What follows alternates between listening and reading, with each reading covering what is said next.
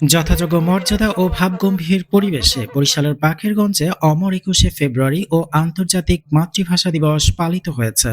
দিবসের প্রথম প্রহর রাত ১২টা ১ মিনিটে বাকেরগঞ্জের কেন্দ্রীয় শহীদ মিনারের বেদিতে পুষ্পার্ঘ্য অর্পণের মধ্য দিয়ে শ্রদ্ধা নিবেদনের আনুষ্ঠানিকতা শুরু হয়।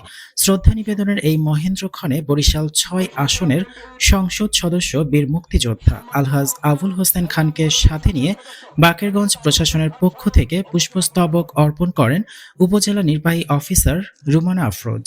তাদের সাথে পুষ্পস্তবক অর্পণে আরও অংশ নেন উপজেলা সহকারী কমিশনার তন্ময় হালদার।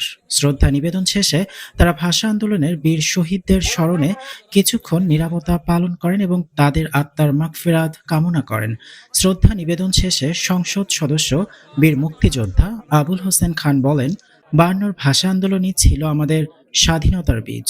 সেই আন্দোলনের পথ ধরেই আমরা ৭১-এর স্বাধীনতা পেয়েছি। আজ আমাদের দায়িত্ব হলো নতুন প্রজন্মের কাছে সেই ত্যাগের মহিমা পৌঁছে দেওয়া এবং সর্বস্তরে বাংলা ভাষার সঠিক মর্যাদা রক্ষা করা। উপজেলা নির্বাহী অফিসার রুমানা আফরোজ বলেন, বাঙালির জাতীয় জীবনে ২১শে ফেব্রুয়ারি এক অনন্য ত্যাগের মহিমায় উজ্জ্বলতম দিন।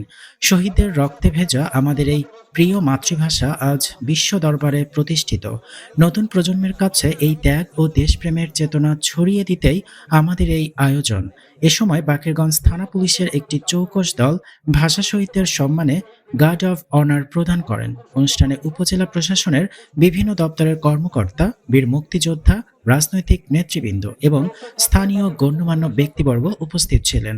সরকারিভাবে শ্রদ্ধা নিবেদন শেষে সারিবদ্ধভাবে শহীদ মিনারে শ্রদ্ধা জানাতে থাকেন সাধারণ মানুষ ও বিভিন্ন সামাজিক সাংস্কৃতিক সংগঠনের কর্মীরা।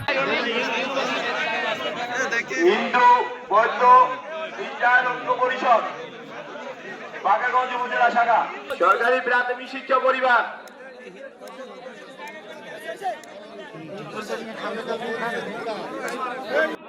ইতিমধ্যে পুষ্প